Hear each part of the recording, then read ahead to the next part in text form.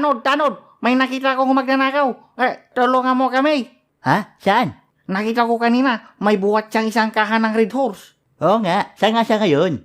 Nandun, grabe, nagulat pa ako kanina. Sabi ng Uncle Edgar, yung asawa ni Auntie Josie, Hoy, wag mong nakawin yan. Tapos sabi ng magnanakaw, Haha, akin na to. Tapos tumingin sa akin si Uncle Edgar, sabi niya, Douglas, tulungan mo naman ako. Kaya sabi ko sa magnanakaw, Hoy, magkira ka ah." Tapos yon, sumigaw si Uncle Edgar. So, saan na ngayon yung magnanakaw? Wala na, nakatakas na, ang tagal mo kasi. Hayop ka? Kung wala ka saan na madaming kwento, dinahabol pa natin yun. Ay, sorry. Pero nakita mo naman yung itsura ng magnanakaw. Oh, Kaya mo bang mailarawan yung mismong itsura niya? siyempre, binagyan pa ako ng isang bote.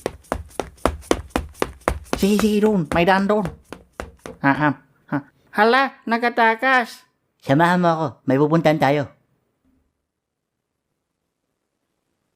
Bakit dito mo ako pinunta? Tatay nang nililigawan ko yung pulis na yan.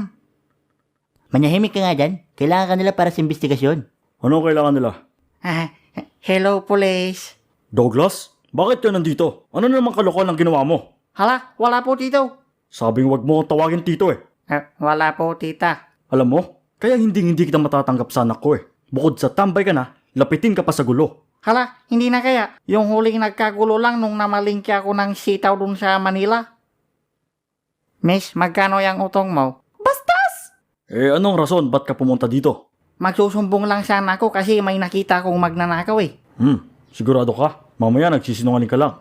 Hindi ako nagsisinungaling kasi sabi ng lolo ko, honesty is the best police. Sige, magtatanong ako ha. Sagutin mo na maayos. Sige po dito. Sabing wag mo akong tawagin tito eh.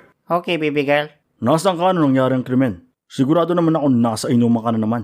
Hala, hindi. Narinig ko na lang si Uncle Edgar sumisigaw ng tulong sa store. Kaya tinulungan ko siya.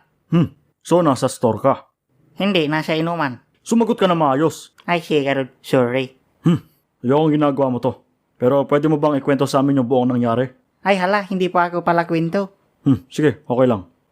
Ganito kasi yan. Yung nag-inuman kami ng mga tropa ko, narinig ko na lang, biglang may sumigaw. Ngayon, sabi ng tropa ko, Hoy, tara, tulungan natin si Uncle Edgar. Nananakawan siya. Tapos sabi ko naman, teka lang, pre, last shot ko pa. Tapos pagtapos ko mag-shot, kumuha ko ng pulutan, tapos yung kinain ko, yummy. Hindi yung chicharon eh. Basta chichirya siya. Ayun, masarap, medyo manghang. Ano ba? Ikukwento mo yung nangyari, hindi? Teka lang kasi, di naman makapaghintay to. Para kang si Jonathan.